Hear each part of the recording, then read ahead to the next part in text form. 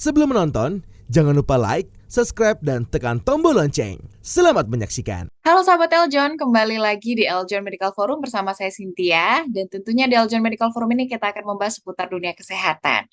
Hari ini kita akan bahas kaitannya dengan kesehatan mental, yaitu bagaimana bijak mendampingi anak di era digital. Mungkin juga sahabat Eljon sudah tahu ya saat ini, apalagi mungkin setelah adanya pandemi COVID-19, sudah banyak pergeseran permainan anak-anak yang mungkin sekarang lebih banyak memegang gadget gitu ya, bahkan belajar pun harus belajar online. Nah, sebetulnya bagaimana peran orang tua gitu mendampingi anak supaya anak lebih bijak dalam menggunakan gadget dan juga era digital ini supaya bermanfaat dan lebih baik, akan kita bahas hari ini bersama narasumber saya.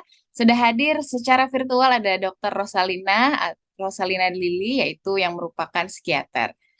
Halo Dokter Lili, Halo, apa salam kabar dokter? kenal. Baik. Baik. Dokter Lili, terima kasih hari ini sudah mau hadir di Eljon Medical Forum, dokter. Sama-sama. Kita akan bahas soal bagaimana bijak mendampingi anak di era digital ya dokter ya. Ya, ya.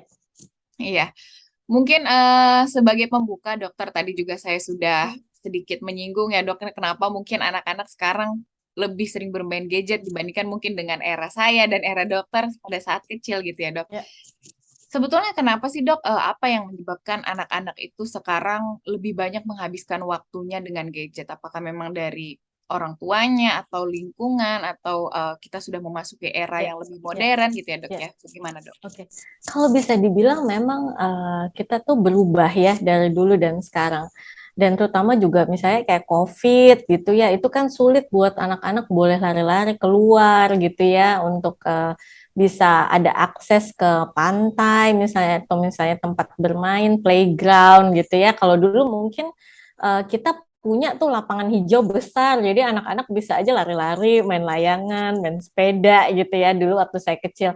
Kalau sekarang kayaknya saya yang domisili di Jakarta kayaknya susah ya bisa yang seperti itu ya.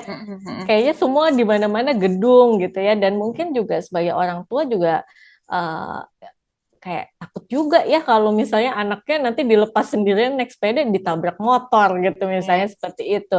Jadi memang ujungnya jadi kayak ya saya bosan nih nggak ada aktivitas ya di rumah yang ada gadget gitu, dan nggak bisa dipungkiri kalau gadget itu ini ya menyenangkan dan menarik ya, dia ada Betul. warna-warnanya gitu, dia bergerak gitu ya. Atau yang mungkin juga yang kedua gitu, sekolah online itu juga nggak mudah ya buat anak-anak, walaupun sekarang misalnya sudah mulai sekolah tatap muka gitu, tapi dengan beban yang ada di sekolah kadang-kadang ya kayak pengen ya kita melepaskan penat atau stres ya, ya itu. Dan yang terakhir adalah nggak ada alternatif, nggak ada aktivitas lain yang lebih menarik gitu, atau mungkin mencari interaksi yang aman gitu ya. Kadang-kadang merasa di luar untuk anak-anak misalnya yang pemalu itu kan agak susah ya untuk memulai pertemanan, tapi sementara kalau misalnya di game online bisa bertemu orang asing, terus bisa ya sambil chatting gitu, bahkan sampai orang-orang dari luar negeri, ya itu tentu membuat anak itu lebih merasa aman untuk berkenalan ya, berinteraksi sosial ketimbang dia harus bertemu langsung yang seperti itu. Jadi untuk masing-masing anak tentu akan beda ya, sebabnya tuh apa yang seperti itu, tapi kurang lebih seperti itu, Mbak Cynthia. Oke, tapi sebetulnya bahaya nggak sih dokter anak-anak sekarang ini menghabiskan waktu dengan gadget ini dok? Jadi gini, yang penting itu ini sesuai dengan tahap perkembangannya, kebutuhan dia saat ini apa gitu.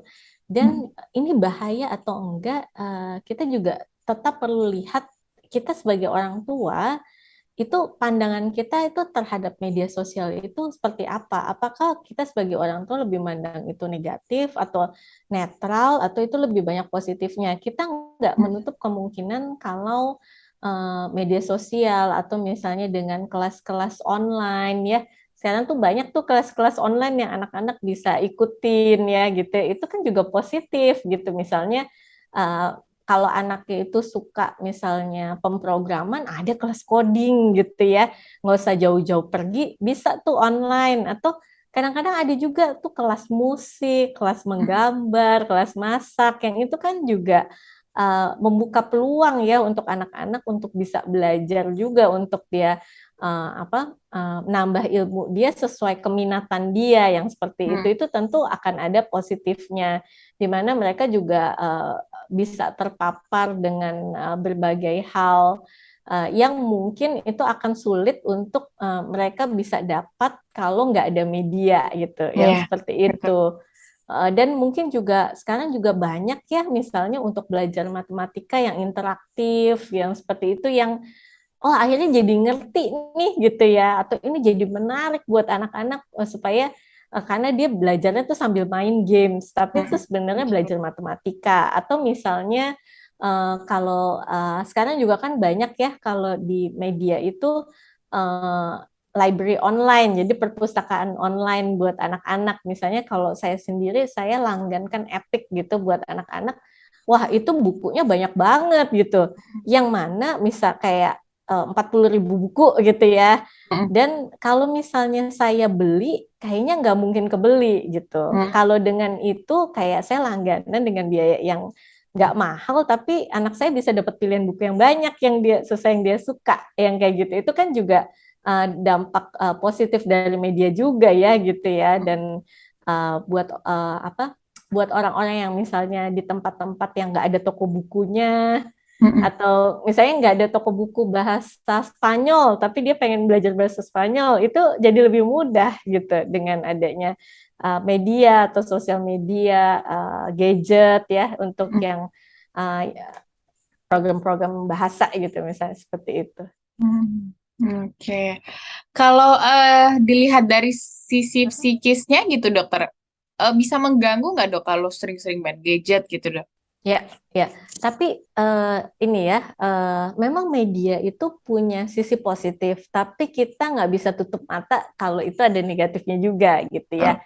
Misalnya paparan media pada anak itu bisa ada risiko dia tuh terpapar dengan kekerasan dan perilaku beresiko gitu. Misalnya nih, kalau di TikTok tuh dulu ada eraser challenge tuh ya, yang pakai penghapus terus biar cepet terus jadi luka bakar, terus dipamerin tuh gitu siapa yang paling merah gitu. Nah, yang terakhir ini ada juga kasus di Amerika di mana tuh ada TikTok challenge, itu namanya blackout challenge.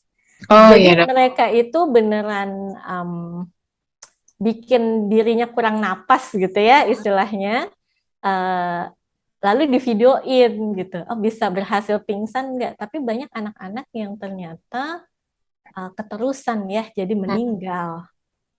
Jadi ada 3 anak yang meninggal karena emang kekurangan oksigen kan jadinya. Seperti itu, dan itu orang tuanya menuntut ke TikTok gitu. Kok ini ada challenge yang berbahaya seperti ini ya gitu. Atau misalnya bisa juga yang kita nggak bisa menutup mata, misalnya ada orang-orang yang merekam tindakan dia mengakhiri hidup secara live.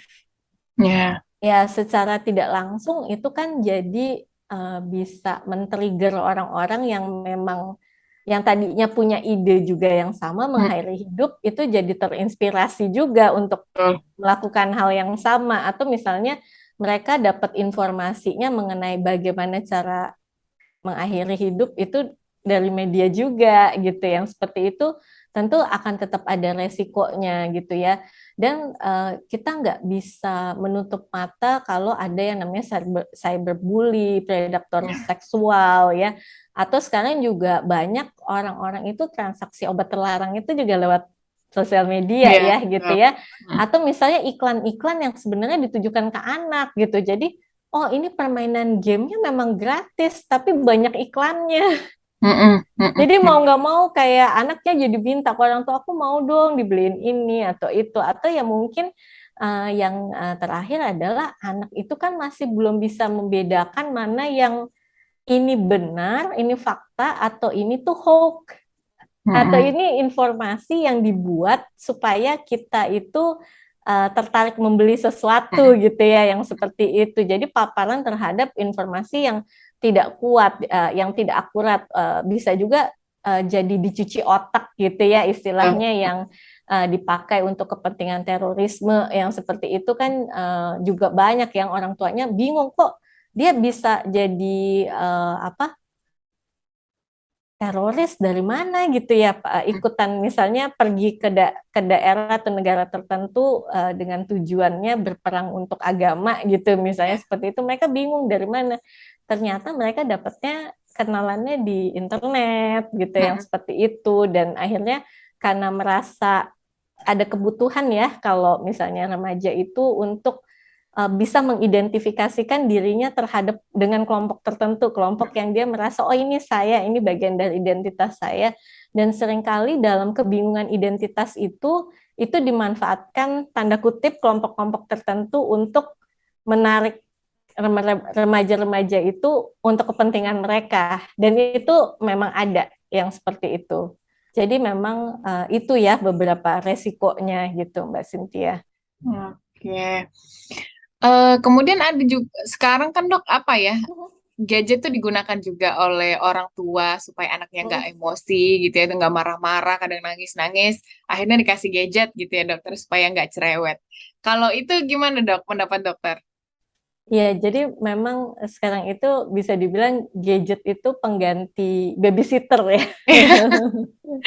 Kadang-kadang kalau orang tua udah capek, udah nih, Iya betul. ayo mama main dong gitu. Aduh mama udah capek nih, kamu nonton YouTube aja dulu ya gitu ya. Itu yang memang kita nggak bisa pungkiri ya, itu terjadi juga yang seperti itu. Oke. Tapi Tapi mungkin kalau dilihat gini ya, seringkali ada panduan-panduan gitu, dan saya lihat juga misalnya saya tahu nih misalnya ada panduan dari American Academy of Child and Adolescent Psychiatry. Itu adalah perhimpunan perkumpulan dokter-dokter di psikiater di Amerika yang khusus menangani anak dan remaja, dan mereka itu mengeluarkan juga nih panduan terkait waktu, terkait berapa banyak sih boleh screen time anak-anak. Itu mereka juga mengeluarkan panduan, tapi memang perkembangan teknologi itu lebih cepat ketimbang pengetahuan ya, penelitian. Kalau penelitian kan biasa kita mesti ikutin 5 tahun gitu ya. Tapi perkembangan belum 5 tahun, tiba-tiba udah banyak tuh teknologi yang baru gitu ya, betul. aplikasi yang baru gitu. Kalau sekarang bahkan ada virtual reality gitu yang Betul. kita nggak kebayang gitu dulu ada seperti itu. Jadinya saya lihat juga panduan itu juga berubah gitu dari waktu ke waktu gitu ya, yang seperti itu. Tapi mungkin kita ada baiknya juga untuk tetap lihat sebenarnya panduannya apa sih. Tapi pada akhirnya ya itu bukan kayak hukum mutlak ya, tapi itu bisa bantu kita untuk jadi rambu-rambu juga ya gitu ya, ke depannya gimana sih kita bisa bijak gitu, kapan sih nih anak saya boleh atau anak saya nggak boleh ya, yang seperti itu. Oke. Kalau gini dok, penggunaan sosial media nih dok, anak-anak tuh gimana menurut dokter? Apakah kadang-kadang kan SD, SMP sekarang udah punya Instagram, misalnya gitu ya dokter ya. Sedangkan mungkin apa yang kita lihat di Instagram itu kan semuanya ada gitu ya dok ya. Itu gimana menurut dokter? Jadi mungkin saya akan bahas dari panduannya itu ya, karena saya psikiater, jadi saya coba lihat mungkin ini panduan ini bisa kita coba lihat lah gitu, ini cocok nggak buat kita gitu ya, sebagai bahan referensi ya, masukan gitu. Walaupun pada akhirnya tiap-tiap keluarga punya kebijaksanaannya masing-masing gitu yang seperti itu. Jadi kalau menurut panduan American Academy of Child and Adolescent Psychiatry terkait waktu di depan layar ini gini, sampai usia 1,5 tahun, 18 bulan, itu sebaiknya tidak diberikan, dibatasi hanya untuk panggilan video dengan keluarga, video call gitu ya, misalnya opa omanya tinggal di kota yang berbeda supaya bisa kenalan nih gitu ya, walaupun nggak ke sana, atau misalnya waktu papanya atau mamanya sedang ada dinas keluar kota, Nah, ini bisa dipakai supaya tetap ada komunikasi dengan anaknya gitu. Tapi memang di bawah 18 bulan itu memang tidak disarankan karena pada masa-masa ini adalah masa-masa penting buat anak-anak eksplorasi. Jadi kayak duduk, terus merangkak, terus dia motorik halus ya, bagaimana dia memegang benda dengan tangan ya. Bagaimana dia melatih keseimbangannya, itu hal-hal yang penting yang pada nantinya akan jadi dasar buat dia perkembangan selanjutnya yang seperti itu. Kalau perkembangan ini tidak dilewati dengan baik, maka itu akan berpengaruh ke kemampuan dia selanjutnya gitu. Misalnya kalau motorik kasarnya itu nggak baik, itu tentu nanti ujungnya akan pengaruh juga ke motorik halusnya gitu misalnya. Nanti kalau motorik halusnya nggak bagus, susah buat dia untuk nulis di sekolah misalnya. Jadi yang seperti itu ya. Jadi makanya di bawah 18 tahun itu adalah lebih baik anak-anak itu banyak aktivitas fisik gitu ya, sama interaksi juga dua arah, bukan dengan media gitu. Jadi kalau emang mau nyanyi ya kita yang nyanyiin gitu, bukannya didengerin disuruh pegang, itu hasilnya akan berbeda kalau untuk anak di bawah 18 bulan ya. Nah, kalau mulai dari 18 bulan sampai 2 tahun itu udah boleh lihat program edukasi, tapi bukan program yang lain-lain, tapi wajib didampingi oleh pengasuhnya. Karena mereka kan belum bisa ya untuk menentukan pilih mana yang bagus, mana yang enggak, mana yang cocok gitu. Nah, kalau pada anak usia preschool ya, 2 sampai 5 tahun sampai TK gitu ya, itu boleh 1 jam non edukasi. Misalnya dia mau nonton apa gitu, film ya, film kartun atau apa, nggak apa-apa. Di hari biasa gitu. Tapi kalau misalnya di weekend ya nggak apa-apa lah kalau misalnya dia butuh, dia dikasih lebih longgar gitu ya, misalnya 3 jam gitu. Jadi intinya tadi Mbak Cynthia nanya, boleh nggak sih orang tua itu ngasih gadgetnya nih buat apa, jadi neninya ya istilahnya ya, biar orang tuanya, kadang-kadang kita juga orang tua butuh juga istirahat kan. Ya boleh, tapi jangan seharian gitu. Kalau dikira-kira 3 jam lah waktu Sabtu Minggu itu boleh gitu ya, kasih waktu dia misalnya entah mau nonton atau dia mau main games tertentu gitu ya, itu masih boleh gitu ya. Nah, kemudian kalau untuk anak yang lebih besar itu panduannya tentu akan beda gitu. Misalnya anak usia 6 tahun ke atas saat dia udah masuk SD itu kita tetap motivasi untuk membiasakan kebiasaan yang sehat dan batasi aktivitas yang menggunakan layar. Jadi dalam arti adalah seimbang. Seimbang itu dalam arti apa? Oh, anaknya tetap ada kegiatan fisiknya di luar ruangan. Terserah itu apa yang anaknya suka gitu. Anaknya masih ada kegiatan lain yang sifatnya kreatif.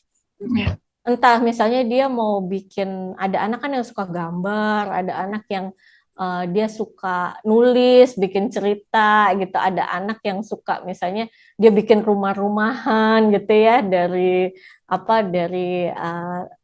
spray, dia bikin rumah ya, terus dia bikin ya kan kayak gitu-gitu. Itu penting kan ya untuk kreativitas yang seperti itu. Atau untuk anak-anak misalnya yang dia tertarik untuk musik ya, mungkin ya perlu juga ya dia untuk diberikan waktu untuk misalnya mendengarkan musik, berlatih alat musik ya, udah mulai mencoba-coba yang seperti itu.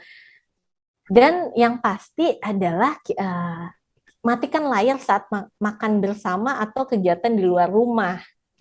Yang seperti itu alasannya adalah supaya ada koneksi antara anak dan orang tua. Karena seringkali kan sehari-hari kalau orang tuanya sibuk, anaknya sibuk sekolah, waktu makan itu adalah waktunya bersama-sama ya, untuk kita gimana kabar kamu hari ini, ada apa gitu ya.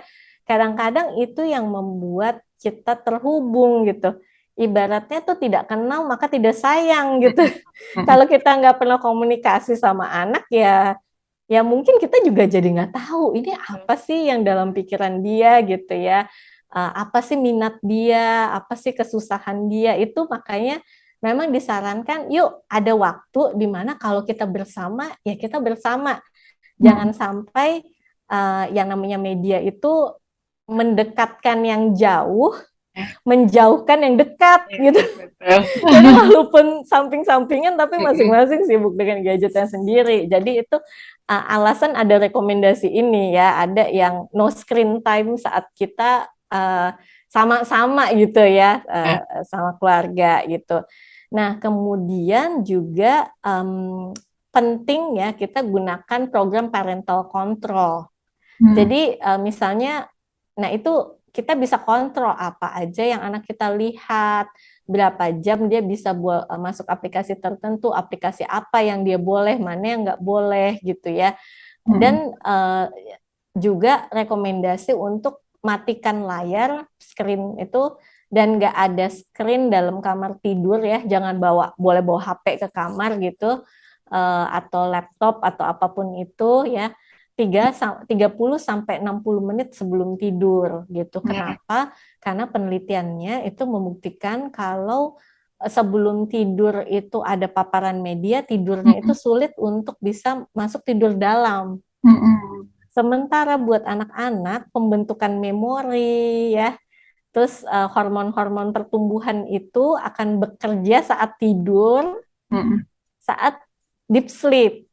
Jadi penting banget itu deep sleep itu. Dan kalau misalnya sebelum tidur terpapar seperti itu, biasanya ada resiko sulit untuk masuk tidur dalam buat anak-anak. Seperti itu. Jadi memang ada beberapa penelitian yang kalau anak-anak itu main game atau nonton ya sebelum tidur, besoknya mereka ada tes, ada ulangan, anak-anak yang sebelum tidur nggak nonton, nggak pegang media, 30-60 menit sebelum tidur, hasil tesnya lebih bagus.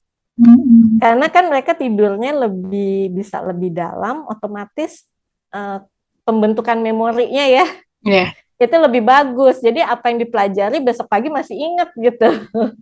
Seperti itu. Jadi itu pengaruhnya ke situ. Alasan kenapa ada rekomendasi seperti itu ya? Itu salah satunya gitu ya. Kenapa sih ada panduan seperti itu? Itu ada dasarnya juga ya seperti itu. Oke, siap. Jadi memang ada panduannya juga ya dokter ya, dan manfaatnya juga apa terhadap panduan tersebut. Baiklah, sahabat Eljon, kita sudah mendengar tadi ya apa saja dampak kepada anak-anak di era digital ini ketika menggunakan gadget terlalu lama gitu ya, dampaknya sudah dijelaskan oleh Dr. Lili. Sebagai orang tua sebetulnya peran apa yang harus dilakukan ya, bagaimana supaya anak lebih bijak dalam di era digital ini. Jangan kemana-mana, tetap di Eljon Medical Forum.